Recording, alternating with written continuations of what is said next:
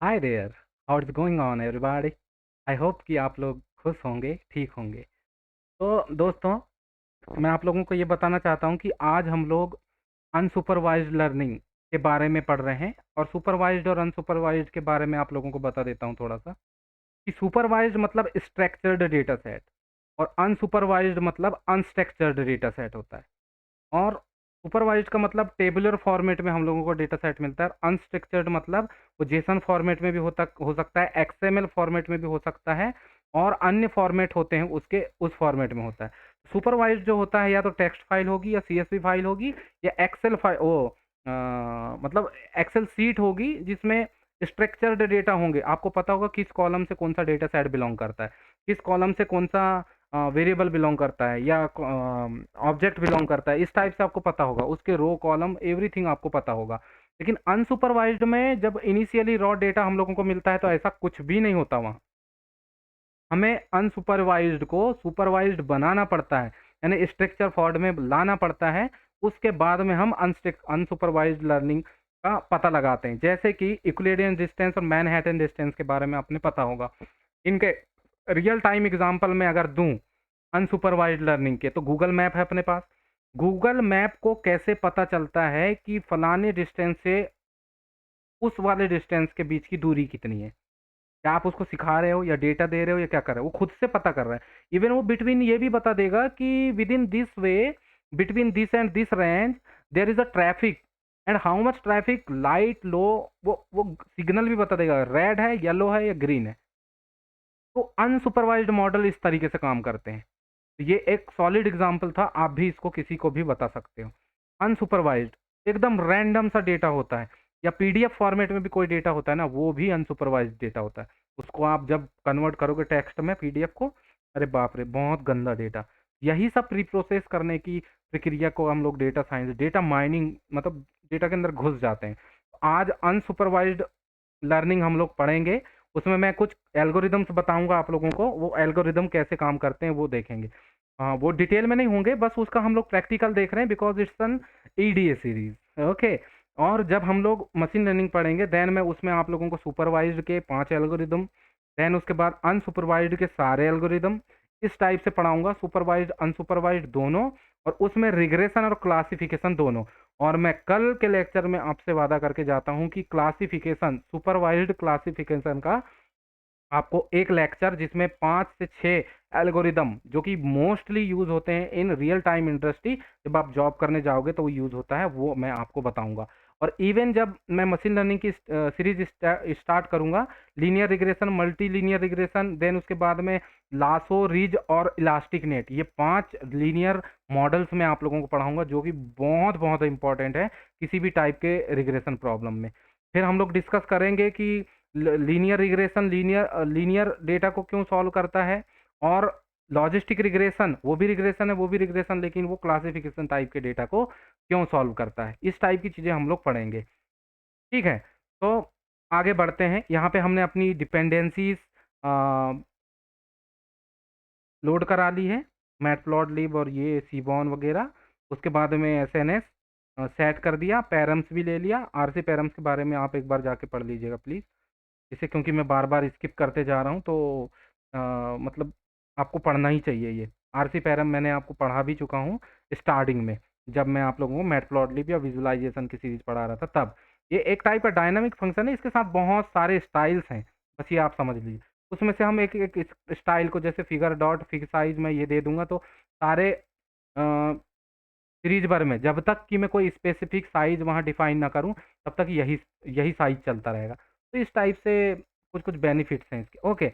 Then हम एक data set direct यहाँ से अपलोड करा रहे हैं। और आप चाहो तो मैं ये डेटा सेट जो है एक्सेल एस फॉर्मेट में है, जो कि अनस्ट्रक्चर्ड फॉर्मेट होता है, या जेसन फॉर्मेट भी अनस्ट्रक्चर्ड होता है, की वैल्यू के पेयर में होता है। ओके। तो ये डेटा सेट हम लोग ले रहे हैं। तो सॉरी, मुझे इसे लोड ही कराना पड़ेगा बिकॉज मेरा कहीं पे पोर्ट खुला रह गया है। ओके, मैं इसे बता देता हूँ। लिंक से नहीं हो रहा है दोस्तों, बिकॉज मेरा कोई पोर्ट, वैसे हो जाएगा लेकिन मेरा कोई पोर्ट खुला रह गया है। In my laptop lot of things is happens. तो ये हो गया लोड। ओके। क्योंकि ये बिना किसी डायरेक्टरी के दिए यहाँ लोड इसलिए हो रहा है क्योंकि ये मेन इसी फोल्डर में जहाँ पे मेरी नोटबुक है। ऐसा मत सोचिए कि ये सिर्फ नाम से कैसे हो रहा है, इसको एब्सोल्यूट भी आपको कई बार देना पड़ सकता है। जैसे यहाँ 1 मिनट, मैंने चैप्टर 11 डिज़ाइन कर लिया था वो।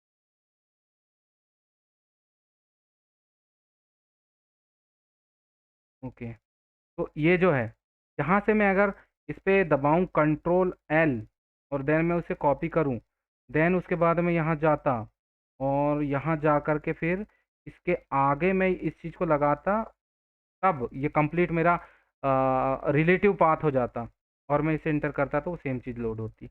ये आपको करना पड़ेगा विंडोज़ में मे बी, और नहीं तो फिर एक ही फ़ोल्डर में रखिए डेटा सेट भी, या फिर अगर कहीं होस्टिंग में है, वेब होस्टिंग में है, या कहीं से आप डेटा ले रहे हैं, या मैं आपको अगले पार्ट में, या अभी टाइम बचेगा तो इसी पार्ट में, यहाँ पे मैंने डाला है नहीं डाला है, आई डोंट नो, नहीं डाला है। मैं नेक्स्ट या स्ट्रिंग वाले पार्ट में मैं आपको पक्का वेब स्क्रैपिंग के बारे में बता दूंगा, लिंक से फैच कैसे करते हैं। ओके, जो कि हम लोगों का लास्ट लेक्चर होगा, लास्ट चैप्टर। ये 9th है, 10th 11th 12th, ये सॉरी ये 10th है, 10th चैप्टर। देन उसके बाद में 11th और 12th में बता दूंगा, क्योंकि मेरा अगला लेक्चर डिसाइडेड है कि मुझे अनस्ट्रक्चर्ड मॉडल ही आपको पढ़ाने हैं, वो क्लासिफिकेशन मॉडल्स। तो ये लोड हो गया है। लोड होने के बाद में यहाँ पर हम लोग देखो sklearn लाइब्रेरी का यूज़ कर रहे हैं, इसमें सभी चीज़ अवेलेबल है।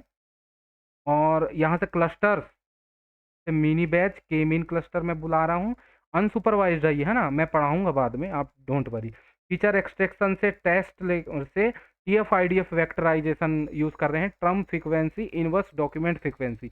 ये क्या करता है, अपने जो नंबर होते हैं, वो अपने जो वर्ड होते हैं, जैसे ये वर्ड है, ये वर्ड्स को नंबर में कन्वर्ट करने का काम करेगा।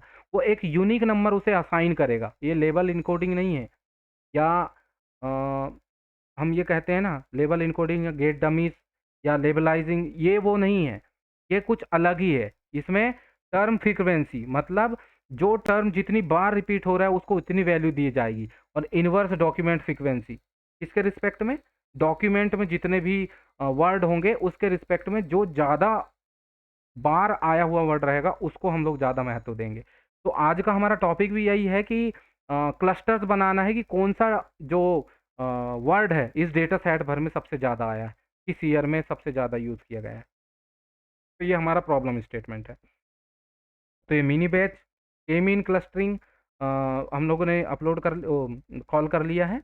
और TF-IDF वेक्टर ये क्या करेगा, ये वर्ड्स को नंबर में कन्वर्ट करेगा। Okay, then PCA principal component analysis, इसके बहुत सारे यूज़ हैं, बहुत इंपॉर्टेंट है, ये आपको आना ही चाहिए। और ये क्या करता है, कई बार हम लोग फीचर सिलेक्शन के लिए भी यूज़ करते हैं, और कई बार हम लोग जो है डेटा सेट को कंप्रेस, यानी बहुत सारे डायमेंशंस का डेटा सेट होता है तो उसको कम डायमेंशन का बनाने के लिए भी यूज़ करते हैं। और आज हम लोग यूज़ कर रहे हैं इसे विजुअलाइजेशन के लिए, ताकि वो जो बड़ा डेटा सेट है वो कम हो करके, कंप्रेस हो करके या डिकम्पोज हो करके वो कम हो जाए और उसको विजुअलाइज कर पाए हम लोग। TSN भी सेम है, T distributed stochastic neighbour embedding, ये भी सेम काम करता है, विजुअलाइजेशन में हम लोगों को हेल्प करता है, इसलिए इसको मैनीफोल्ड नाम के क्लास से हम लोग इंपोर्ट करा रहे हैं। अब मैं इसके बारे में आप लोगों को बता दूं कि ये देखो, T distributed stochastic neighbour embedding is a statistical method for visualizing high dimensional data by giving each data point a location in a 2 or 3 dimension map। 2 और 3 डायमेंशन मैप में ये कंप्रेस करके उसको दिखाने में मदद करता है। और इसके और भी फीचर्स हैं, जैसे कि हम ये नॉन लीनियर या लीनियर टाइप के डेटा सेट में काम करता है, तो ये नॉन लीनियर लीनियर टाइप के डेटा सेट में, और नॉन लीनियर डेटा टाइप में PCA काम करता है, जो कि ये है principal component analysis. Okay, sorry, principal component analysis PCA is a statistical procedure that allows you to summarize the information content in the large table by meanings of a smaller set of summary indicates that can be more easily visualized and analyzed। अब यहाँ पे एक चीज़ बता रहा हूँ मैं आपको, ये TSN में मैंने जो बोला था PCA के लिए, ये हाई डायमेंशंस को लो डायमेंशंस में करता है, लेकिन ये किस में करता है, लीनियर डेटा सेट में, और ये किस में करता है, नॉन लीनियर डेटा सेट में। करते दोनों एक ही हैं, यहाँ पे डिफरेंस नहीं दिखा रहा है। जैसे बहुत डिटेल में पढ़ोगे तो आपको सब कुछ पता चल जाएगा, वो आगे का विषय है, मैं इनको सेपरेटली पढ़ाऊंगा। तो ये हो गए, इनको हम लोगों ने इंपोर्ट करा दिया। देन यहाँ पर TF-IDF वेक्टराइजेशन करना है, तो मिनिमम जो डेटा सेट है हम लोग ये दे रहे हैं, मिनिमम इतना होना चाहिए, मैक्सिमम 95 होना चाहिए, मैक्सिमम फीचर्स हमें 8000 चाहिए, स्टॉप वर्ड इंग्लिश चाहिए, इंग्लिश के वर्ड्स। अब स्टॉप वर्ड्स क्या होते हैं मैं आप लोगों को कैसे बताऊं। जैसे कोई सेंटेंस है, उसमें इज, एम, आर, दा, दी, दे, इस टाइप के वर्ड्स का कोई मीनिंग नहीं है। इंग्लिश वर्ड वो भी समझता है, मशीन भी समझती है कि उसमें कुछ लिमिटेड ही वर्ड हैं, वो स्टॉप वर्ड्स होते हैं, उनको हटा दो। उनको प्री प्रोसेस करके एक और नंबर बढ़ा करके टाइम कॉम्प्लेक्सिटी बढ़ा दोगे आप मॉडल की, इसलिए उसको आप निकाल दो, उसका कोई मतलब नहीं है। आप मेन मेन फीचर रखो। जैसे यहाँ पर एसोसिएशन फॉर कंप्यूटिंग मशीनरी, अब ये फोर का कोई यूज ही नहीं है, फोर को हटाओ यहाँ से, कोई मतलब। एसोसिएशन कंप्यूटिंग चाहिए मुझे, और यहाँ में से भी टीएफ आईडीएफ क्या करता है, ये लेमेटाइजेशन करता है। अभी बहुत सारी चीज़ें हैं, आपको पढ़ना है, आगे मैं पढ़ा दूंगा आप लोगों को जब डीप लर्निंग पढ़ेंगे। एसोसिएशन का कोज रूट, रूट वर्ड ढूंढेगा वो, एसो या जुड़ना या ज्वाइंट, ऐसा कुछ होगा इसको रूट वर्ड। कंप्यूटिंग का तो कंप्यूट होगा, या फिर मशीनरी का मशीन होगा, इस टाइप से वो रूट वर्ड बनाता है। उसके बाद में उसको एक नंबर असाइन कर देता है, यूनिक नंबर। फिर उसके बाद कितनी फ्रीक्वेंसी है, कितने बार आया है, उसके हिसाब से उसको वेटेज दे देता है वो। इस टाइप से ये किया, और यहाँ पर हम लोगों ने इसको बस प्रिंट करा दिया। मतलब एक टाइप का एल्गोरिदम है, इस एल्गोरिदम में हम लोगों ने प्रिंट करा दिया। मैं आप लोगों को अगर चाहूँ तो दिखा भी सकता हूँ। ये देखो, अरे यार ये पार्स मैट्रिक में दे दिया है, तो इसे तो प्रिंट करा पाना थोड़ा मुश्किल है।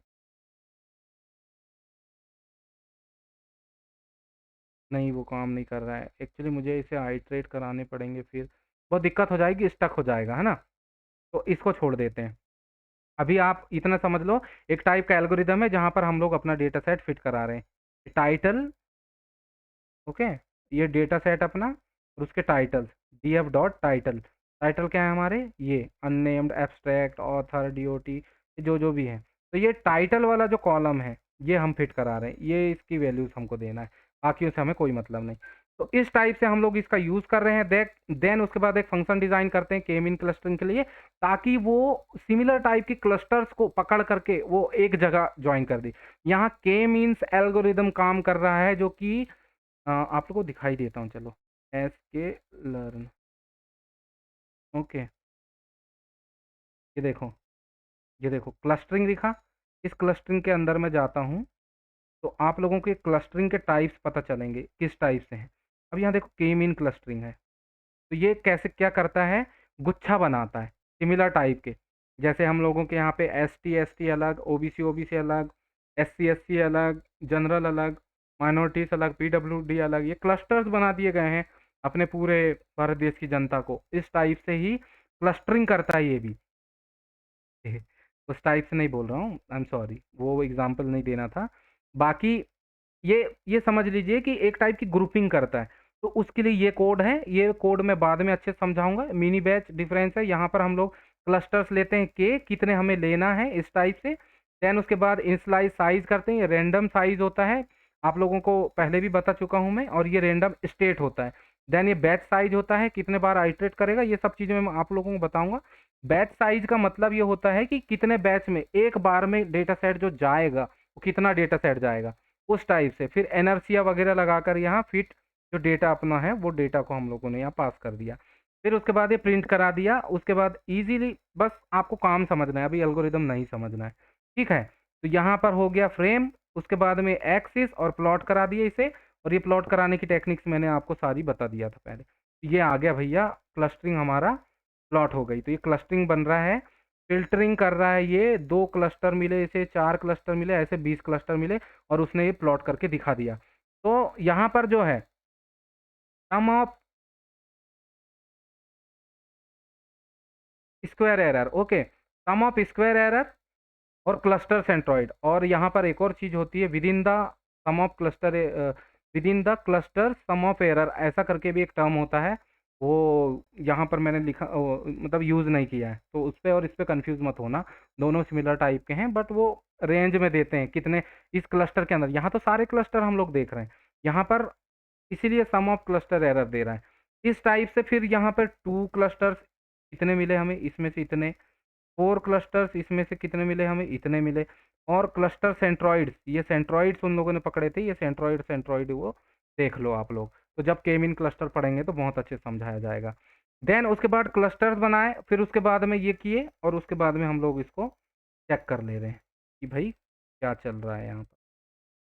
तो आप ज़्यादा घबराइए नहीं, अपन तो ईडीए पढ़ रहे हैं अभी, मशीन लर्निंग नहीं पढ़ रहे हैं। तो क्लस्टर्स के पूरे वो फ्रंट करके बता दिया। अब जैसे आपको जानना है कि ये टोटल है कितना, तो आप यहाँ पर लगाइए पैरेंथेसिस और यहाँ लगाइए कि लेंथ, लेंथ है कितनी। तो ये देखो इतने पूरे क्लस्टर्स उसने बना दिए, 2998 क्लस्टर्स।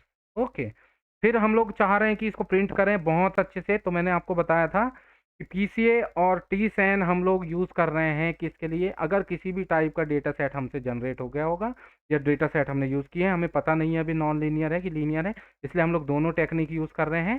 तो उस पर ये देख रहे हैं कि हम प्लॉटिंग करके देख रहे हैं। उस प्लॉटिंग में हमें ये पता चलता है दोस्तों, जैसे मैं इसको पहले प्लॉटिंग ग्राफ को चला देता हूँ एक बार। Okay, it will take time, wait. Run कैसे पता चलेगा, ये देखो, माउस कर्सर को देखो, घड़ी दिख रही है, और ये इसको देखो, इट इज़ रनिंग। इसलिए मैं बोला था कि बहुत टाइम लगता है, इसीलिए हम लोग जीपीयू रिकमेंड करते हैं। लैपटॉप्स में सीपीयू से काम नहीं होता। That's why we use Google Colab. Google Colab में हमें फ्री 3 घंटे का जीपीयू ट्रेनिंग देता है, और ऐसे ट्रेनिंग नहीं करोगे, छोटे छोटे का टास्क करोगे, दिन भर रात भर 24 घंटे कभी भी यूज़ करो। बट जब मॉडल ट्रेन होता है तो 6 से 7 दिन एक आइट्रेशन में लगता है दोस्तों, तो उसके लिए हम लोग वो जीपीयू का यूज़ करते हैं। तो 3 ही घंटे का फ्री है। आई एम सॉरी, लाइट आ रही जा रही है, तो वाईफाई का कोई प्रॉब्लम ना हो, आई होप। और ये हो गया क्लस्टरिंग। तो जनरेटेड पीसीए क्लस्टर प्लॉट, तो इसने देखो कैसे आइडेंटिफाई किया है। जनरेट टीसेन क्लस्टर प्लॉट, तो इसने कैसे क्लस्टरिंग किया है। अब देखो यहाँ पर ज़्यादा मुझे क्लियर लग रहा है, और यहाँ पर मुझे रेड वाला क्लस्टर बनाया इसने, ये भी थोड़ा क्लियर ही लग रहा है। और मैं अगर देखूं यहाँ पर इसने ज़्यादा रैंडम किया है, नॉन लीनियर कर दिया पूरा, और इसने कहीं कहीं ऐसा मैच होता होता दिख रहा है। तो इस टाइप से हम समझ सकते हैं कि लीनियर नॉन लीनियर किस तरीके से काम करता है ना। और हम लोग ये भी देख सकते हैं कि कौन कितने अच्छे से क्लासीफाई करने में हेल्प कर पा रहा है, कौन कितने अच्छे से क्लासीफाई कर पा रहा है। तो ये चीज़ है दोस्तों। अब हम लोग आगे देखते हैं, तो एक मैंने बताया था इस वर्ड क्लाउड के बारे में कि जिस वर्ड का सबसे ज़्यादा फ्रीक्वेंसी होगा वो बड़ा होता है, उससे छोटा छोटा होता है। जब ये विजुअलाइजेशन का सेकंड लेक्चर था तब मैंने आप लोगों को बताया था कि विजुअलाइजेशन में हम लोग जब ग्राफ प्लॉट करते हैं तो जो वर्ड सबसे बड़ा है उसकी टर्म फ्रीक्वेंसी या वो फ्रीक्वेंसी उसकी ज़्यादा है, तो ज़्यादा बार अपीयर हुआ है डेटा सेट में, वो वर्ड ज़्यादा बार आया है, इसलिए तो उसको प्लॉट करने का ये पूरा कोड ही है, ये आपको मिल जाएगा। आप इसको समझ लेना, बहुत आसान है, कुछ भी दिक्कत नहीं है। बस मैं इसमें एक नई चीज़ यूज़ कर रहा हूँ, जो हम लोगों ने क्लस्टर्स यहाँ बनाए हैं ये वाले, इन क्लस्टर्स पे मैं वो अप्लाई कर रहा हूँ। तो ये zeroth cluster, first cluster, second cluster, उसकी उसकी जो जो वर्ड्स उसने लिए थे, देखो पूरे वर्ड्स थे उसमें, लेकिन उसने हटा दिया सारे स्टॉप वर्ड्स, एक एक वर्ड बस लिया है, मेन मेन वर्ड। ऐसे सारे क्लस्टर्स बन गए, और फर्स्ट क्लस्टर ये जीरो क्लस्टर का ये है। तो यहाँ पर इंटरवेंशन करके एक वर्ड है जो कि बहुत बार आया है, इंटरनेट भी आया है, पेशेंट भी आया है, रिस्क भी आया है, इस टाइप से। वन क्लस्टर में सिंगल आया है, ब्रीफ आया है, रिस्क आया है, पीपल आया है, कंपेयरिंग आया है, सेशन आया है। वैसे ही इस टाइप से क्वांटिटेटिव आया है बड़ा वर्ड, इंटरवेंशन अगेन आया है सेकंड क्लस्टर में, थर्ड फोर्थ क्लस्टर में बिहेवियरल इमोशंस, ऐसे करके हम लोग देख सकते हैं सारे क्लस्टर्स को। तो ये था हम लोगों का अनसुपरवाइज्ड लर्निंग, इससे हम लोग पता लगाते हैं किसी भी चीज़ को। ये विजुअलाइजेशन पढ़ रहे हैं, ईडीए डेटा को समझना पढ़ रहे हैं, मशीन लर्निंग एल्गोरिदम नहीं पढ़ रहे हैं, तो आप चिंता बिल्कुल मत कीजिए मेरे भाई, हम लोग उसको भी पढ़ेंगे। बस इतना ये समझ लीजिए कि ईडीए की सीरीज चल रही है, ईडीए में ही सर इतना कुछ पढ़ाने लग गए ऐसा मत सोचिए। ये ईडीए का पार्ट है, एक्सप्लोर कैसे करते हैं, एल्गोरिदम लगाने के बाद में भी कैसे सोचते हैं, वो चीज़ें मैं आप लोगों को सिखा रहा हूँ। तो मेजर आप लोगों को पार्ट ये पढ़ना पड़ता है, data collection, data validation, data preparation, then उसके बाद में data pre processing, feature selection, feature engineering, उसके बाद में आप डेटा को डेटा डिस्ट्रीब्यूशन, डेटा इंजेक्शन, फिर मॉडल मॉडल प्रिपरेशन या फिर मॉडल इंजीनियरिंग बोलते हैं उसको, देन उसके बाद model training, model evolution, model training, model testing, then उसके बाद में आप उसको रियल टाइम टेस्ट करते हैं और विजुलाइज करते हैं और अपना इन्फ्रेंस निकालते हैं। ये सारे स्टेप्स इन्वॉल्व होते हैं एक मशीन लर्निंग मॉडल को डिप्लॉय करने में, ठीक है। तो ये होता है लेक्चर अपना यहाँ पे ख़त्म, और आज चैप्टर 10 का दी एंड होता है। और इसके बाद में हम लोग पढ़ेंगे अनसुपरवाइज्ड सॉरी क्लासिफिकेशन मॉडल्स, जो कि हम 4-5 मॉडल्स वहाँ पर पढ़ने वाले हैं। जो ऐसे कि मैं आप लोगों को दिखाना चाहूँ कि ये देखिए, logistic regression, linear support vector, support vector classifier हम लोग पढ़ने वाले हैं, nearest neighbour classifier, random forest classifier, gradient boosting classifier, ada boost classifier, decision classifier, decision tree और गॉसियन नेव बायस, इनका कैसे हम लोग यूज़ करते हैं ये सब मैं दिखाने वाला हूँ आप लोगों को। तो आपका लेक्चर तैयार है, आपका पूरा बन चुका है। इसको बनाने में बहुत टाइम लगता है दोस्तों। अब मैं आप लोगों को ये बताना चाहूँगा कि आप पढ़िए, पढ़ाइए और ग्रुप में पढ़िए, ज़्यादा अच्छा रहेगा। उसके बाद में आप किसी को भी रैंडम इंसान को, और पढ़ने का सबसे अच्छा तो एक तरीका होता है, आप ये प्रैक्टिस करते-करते जो है ना आप लोगों से पूछिए, बताइए, उनको समझाइए प्रॉब्लम्स को कैसे सॉल्व कर सकते हैं। जैसे रियल लाइफ में लीनियर रिग्रेशन प्रॉब्लम कहाँ यूज़ होती है, या फिर क्लासिफिकेशन प्रॉब्लम कहाँ यूज़ हो सकती है, या अनसुपरवाइज्ड लर्निंग कहाँ यूज़ होती है, डीप लर्निंग, एआई ये कहाँ यूज़ हो रहा है, डेटा साइंस का क्या रोल है रियल लाइफ में। आप अपनी दैनिक जीवन में मानो या ना मानो डेटा साइंस का यूज़ कर रहे हो, पर कैसे कर रहे हो, कहाँ कर रहे हो, ये सब आप उनको बता सकते हैं। जैसे कि मैं आपको बताऊँ, मार्केट बास्केट एनालिसिस होता है, या एनोमली डिटेक्शन होता है, या फिर आप लोगों को ये मैं बताऊँ कि जो रिकमेंडेशन सिस्टम होता है। जैसे आप यूट्यूब में वीडियो देखते हैं, एक वीडियो देखे, वीडियो के बाद में सेकंड वीडियो कैसे आ जाता है उसी के रिलेटेड, या फिर मूवी देखते हैं तो मूवी के नीचे वो उसी टाइप की इमोशनल मूवी कैसे आ जाती है, जैसी मूवी देखते हो वैसे आ जाती है, जैसे रील्स देखते हो वैसे आ जाती है। माइंड आपका पढ़ लेता है वो कि क्या आप देखना चाहते हैं। तो ये सब आप लोग करते हैं इस डेटा साइंस की मदद से। ये आप उनको बताइए। जैसे आप जाओगे, एक छोटा सा एग्जांपल दे देता हूँ, प्लीज़ 1 मिनट। तो वो ऐसा रहता है कि आप जैसे किसी मॉल या शॉपिंग मॉल में गए, तो जैसे आईना ले रहे हो, मिरर छोटा फेस देखने का, और उसके साइड में वो लोग रख देते हैं कंघा, कॉम्ब, और उसके साइड में एक सेसे रख देंगे, बॉटल, शीशी, सेसे बोलते हैं उसको। वो चीज़ें 2-3 चीज़ें रख देंगे, तो आपकी प्रोबेबिलिटी ये है कि सिर्फ आप आईना लेने गए थे, लेकिन आपने कंघा और तेल तीनों एक साथ ले लिया। कंघा, तेल और वो मिरर। क्यों? क्योंकि एसोसिएशन रूल होता है, या फिर रिकमेंडेशन सिस्टम होता है। इस टाइप से ये डेटा साइंस का यूज़ करते हैं। आपको पता नहीं है, ये सेलिंग करने वाले लोग आपको क्या-क्या करवाते हैं। तो गंजे को भी तेल बेच दें और कंघा और आईना सब बेच दें, ऐसे लोग होते हैं। और ये सब होता है एक कमरे में बैठे-बैठे एक डेटा एनालिस्ट बताता है उनको कि किस व्यक्ति की क्या मेंटालिटी होगी, और ये हर इंसान की मेंटालिटी को जानता है। इसी वजह से हम लोगों को डेटा साइंस को पढ़ना बहुत ज़रूरी है, और आगे आप भी लाइफ में बहुत एन्जॉय करेंगे जब आप सीख जाएँगे। तो till then, thank you very much for being here, and stay tuned. Bye bye.